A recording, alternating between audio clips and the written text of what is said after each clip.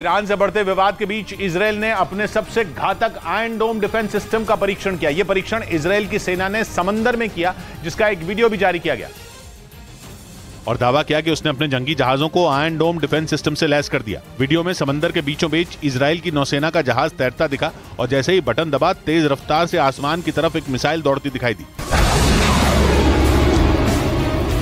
जो सीधे आसमान में उड़ते अपने टारगेट से टकरा गई और उसे ध्वस्त कर दिया। इससे पहले इजरायल का आयरन डोम सिस्टम अपना लोहा मनवा चुका है, लेकिन अब इजरायल ने समंदर में सुरक्षा के लिए इसे तैनात कर दिया, जो रॉकेट, क्रूज मिसाइल और ड्रोन गिराने में सक्षम है और 70 किलोमीटर के दायरे में आने वाले किसी भी टारगेट को पलक झपकते ही मिट्टी में मिला देता है। इधर दावा किया गया कि इजरायल ने सीरिया में बने ईरान के ठिकानों पर फिर हमला बोल दिया। सीरिया की मीडिया ने हमले का एक वीडियो जारी करते हुए दावा किया कि राजधानी दमिश्क पर इजरायल ने मिसाइलें दागी, जिसमें 5 लोग घायल हो गए। दावा किया गया कि इजरायल की ये मिसाइलें सीरिया की राजधानी दमिश्क को निशाना बनाकर दागी गईं, लेकिन उन मिसाइलों को हवा में ही मार गिराया गया, जिनका मलबा दमिश्क के बाहरी इलाके में गिरा।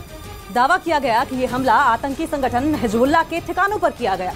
हालांकि ये पहली दफा नहीं है जब इजरायल ने सीरिया पर मिसाइलों की बारिश कर दी हो। इस साल अप्रैल में भी दमिश्क के पास इजरायल ने हमले किए थे, तो वहीं मई में इजरायल के हमले से सीरिया का अलेप्पो शहर दहल गया था, जिसमें 9 लोगों की मौत हो गई थी। उधर पश्चिमी मीडिया ने दावा किया कि ईरान ने इजरायल से जुड़े 14 लोगों को गिरफ्तार कर लिया। ईरान ने आरोप लगाया कि इन सभी ने ईरान के बड़े पदों पर बैठे लोगों की हत्या की साजिश रची थी और उत्तर पश्चिमी ईरान में ही छिपकर रह रहे थे, जिनके बारे में ईरान की खुफिया एजेंसियों को जानकारी मिली, जिसके बाद एक्शन लेते हुए ईरानी सेना ने उन्हें गिरफ्तार कर लिया। ईरान ने पकड़े 14 लोगों को आतंकवादी टीम करार दिया और दावा किया कि ये सभी ईरान में कई अहम लोगों की हत्या की साजिश रच रहे थे। हालांकि इजरायल की तरफ से इस गिरफ्तारी पर कोई प्रतिक्रिया नहीं आई, लेकिन ये दुनिया जानती है कि दोनों दुश्मन देश एक दूसरे के खिलाफ दशकों से खुफिया ऑपरेशन चला रहे हैं, जिसके लिए दोनों ने अपने अपने जासूसों को तैनात कर रखा है। इजरायल की नजर में ईरान उसके लिए सबसे बड़ा खतरा है, तो दूसरी तरफ ईरान इजरायल को अपना सबसे बड़ा दुश्मन मानता है। इस बीच ईरान में धड़ल्ले से दी जा रही मौत की सजा के खिलाफ ईरानी मूल की एक अमेरिकी मॉडल ने फ्रांस के कैन फिल्म फेस्टिवल में अनोखे अंदाज में विरोध जताया। वो मॉडल फांसी के फंदे वाली ड्रेस पहनकर कैन फिल्म फेस्टिवल के रेड कार्पेट पर चली, ताकि ईरान में बढ़ती जा रही फांसी की सजा के खिलाफ आवाज उठाई जा सके। मॉडल महलका जाबरी काले रंग की ऐसी ड्रेस पहनकर कैन फिल्म फेस्टिवल में पहुंची, जिसका गला फांसी के फंदे की तरह बना था। महलका जाबरी ने अपने इंस्टाग्राम अकाउंट पर भी इस ड्रेस के साथ वीडियो डाला, जिसमें #स्टॉप एग्जीक्यूशंस इन ईरान भी लिखा। नॉर्वे के एक मानवाधिकार संगठन के मुताबिक बीते महज 5 महीनों में ईरान 220 से ज्यादा लोगों को मौत की सजा दे चुका है। इधर कर्नाटक के कोप्पल में भीषण सड़क हादसा हो गया, जिसमें एक कार ट्रक से टकरा गई। हादसे में 6 लोगों की मौत हो गई, जबकि कई लोग घायल हो गए। बताया गया कि तेज रफ्तार कार का टायर अचानक फट गया, जिसके बाद बेकाबू कार ट्रक में घुस गई। हादसे में 2 बच्चे और एक महिला समेत 6 लोगों की मौत हो गई। हादसा इतना भीषण था कि टक्कर के बाद कार कबाड़ बन गई। पुलिस ने बताया कि हादसे में मरने वालों की पहचान कर ली गई है। हादसे की सूचना पर कर्नाटक के मुख्यमंत्री ने दुख जताया और मृतकों के परिजनों को 2-2 लाख रुपए की मदद का ऐलान किया। उधर यूक्रेन की सेना ने एक वीडियो जारी किया, जिसमें रूस के कब्जे वाले इलाकों में तेज धमाके होते दिखाई दिए। जेलेंस्की की सेना ने दावा किया कि उसकी सेना ने रूस के ड्रोन को तबाह कर दिया, जिसका यूक्रेन की तरफ से वीडियो जारी किया गया। उसमें रात के अंधेरे में तेज विस्फोट होता नजर आया, जिसे देखकर ऐसा लगा मानो वहां कोई ज्वालामुखी फटा हो। जैसे ही धमाका हुआ, चारों तरफ रोशनी फैल गई। यूक्रेन की सेना ने दावा किया कि उसने ये हमला रूस के कब्जे वाले इलाके बर्दियांस्क बंदरगाह पर किया, जो यूक्रेन के जापोरिजिया इलाके में मौजूद है। जेलेंस्की की सेना ने मिसाइल की मदद से रूसी फौज के ड्रोन को तबाह करने का भी दावा किया। इसका भी एक वीडियो उसकी तरफ से जारी किया गया, जिसमें जेलेंस्की की सेना का रॉकेट रूसी सेना के ड्रोन का पीछा करता नजर आया। जैसे ही टारगेट लॉक हुआ, यूक्रेन की सेना ने हमला कर दिया, जिससे आसमान में जोरदार धमाका हुआ।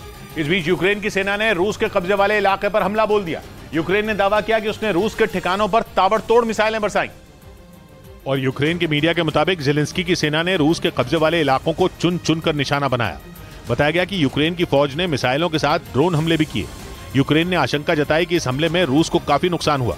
हालांकि ये नहीं पता चल पाया कि हमला किस इलाके में किया गया। इससे पहले 24 मई को क्राइमिया के अलग अलग इलाकों में यूक्रेन की सेना ने ड्रोन से हमले किए थे, जिसे वक्त रहते तबाह कर दिया गया था। पिछले महीने ही जेलेंस्की की फौज ने क्राइमिया के सबसे बड़े शहर सेवास्तोपोल में मौजूद एक तेल डिपो को तबाह कर दिया था।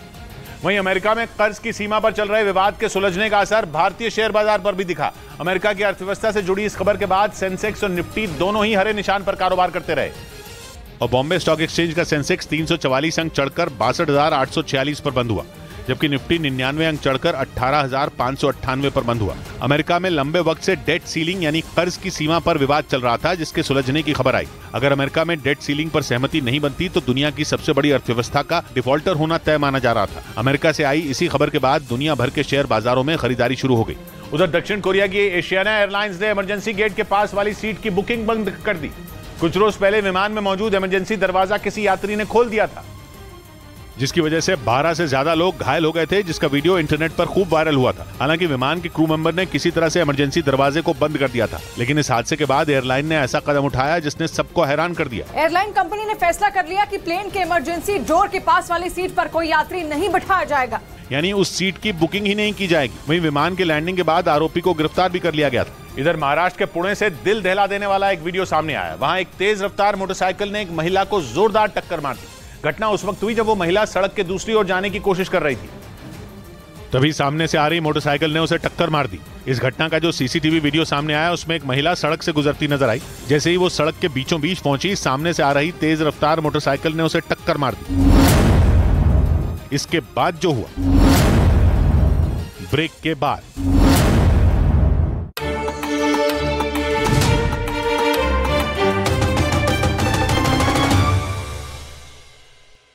उत्तर प्रदेश के बुलंदशहर चला गया था, जिसके बाद दिल्ली पुलिस की एक टीम फौरन बुलंदशहर के लिए रवाना हो गई। तो उसको आज बुलंदशहर से डिटेन कर लिया गया है। पुलिस के मुताबिक आरोपी साहिल लड़की का पड़ोसी था और वो इलाके में एसी और फ्रिज ठीक करने का काम करता था। वहीं दिल्ली पुलिस के सूत्रों के मुताबिक सड़क पर नाबालिग लड़की की हत्या की लव जिहाद के एंगल से भी जांच की जाएगी। यही नहीं, दिल्ली पुलिस आरोपी साहिल की क्रिमिनल हिस्ट्री भी खंगाल रही है और ये पता लगाने में जुटी है कि नाबालिग लड़की की हत्या के पीछे का मकसद कुछ और तो नहीं है, क्योंकि आरोपी साहिल मुस्लिम समुदाय से आता है जबकि लड़की हिंदू समुदाय से। इसी वजह से इस हत्याकांड को लव जिहाद से जोड़कर देखा जा रहा है। विश्व हिंदू परिषद के नेता विनोद बंसल ने इस घटना में लव जिहाद की आशंका जताते हुए दिल्ली सरकार पर निशाना साध दिया। हिंदू समाज आखिरकार इन जिहादियों का शिकार कब तक होता रहेगा? यही नहीं, दिल्ली बीजेपी के अध्यक्ष वीरेंद्र सचदेवा ने भी आरोपी साहिल के हाथ पर बंधे लाल कलावे का जिक्र किया।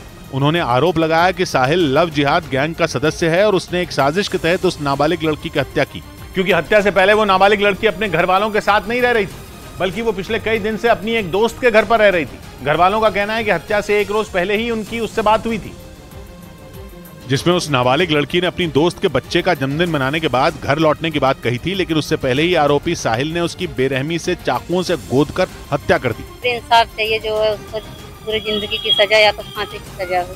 वहीं उसकी दोस्त का कहना है कि आरोपी साहिल और नाबालिग लड़की पिछले 4 साल से एक दूसरे को जानते थे और कुछ दिन पहले दोनों की किसी बात को लेकर लड़ाई हुई थी। इसके बाद इसने मुझे बताया था कि देखिए साहिल नाम के लड़के से मेरी दोस्ती है। हालांकि घर वालों का कहना है कि आरोपी साहिल को उनकी बेटी जानती थी या नहीं, इसकी जानकारी उन्हें नहीं थी, लेकिन अब घर वाले आरोपी के लिए फांसी की मांग कर रहे हैं। ब्रेकिंग न्यूज आ रही है, ईरान और तालिबान के बीच जंग छिड़ गई है। ईरान की सेना और तालिबान के लड़ाकों के बीच जोरदार लड़ाई शुरू हो गई है। ईरान से लगी अफगानिस्तान की सीमा पर दोनों तरफ से जमकर गोलीबारी हुई, जिसका मतलब यह है कि रूस और यूक्रेन युद्ध के बीच ही 2 और देशों में भीषण जंग की शुरुआत हो गई, क्योंकि तालिबान ने ईरान के खिलाफ युद्ध का बुगुल फूंक दिया। उन्होंने भारी संख्या में हथियार और गोला बारूद के साथ अपने लड़ाकों को ईरान की सीमा पर भेज दिया है। तालिबान ने खुलकर ईरान को चेतावनी दे दी कि वो जब चाहेंगे उसकी राजधानी तेहरान पर कब्जा जमा लेंगे, और इसीलिए तालिबान ने टैंक समेत बड़ी संख्या में हथियार और अपने लड़ाकों को ईरान की सीमा की तरफ रवाना कर दिया। दोनों के बीच पिछले कुछ वक्त से हेलमंद नदी के पानी को लेकर तनाव चरम पर है। अफगानिस्तान से ईरान जाने वाली हेलमंद नदी का कुछ पानी एक संधि के तहत ईरान को देना होता है, लेकिन तालिबान ईरान को पानी नहीं दे रहे, और इसी वजह से दोनों के बीच तनाव इतना बढ़ गया कि बात युद्ध तक जा पहुंची। और तालिबान की तैयारियां देखकर तो यही लग रहा है कि मानो वो ईरान पर हमला बोलने जा रहे हैं। इसके साथ ही उन्होंने चेतावनी दी कि वो किसी भी वक्त तेहरान पर कब्जा जमा सकते हैं।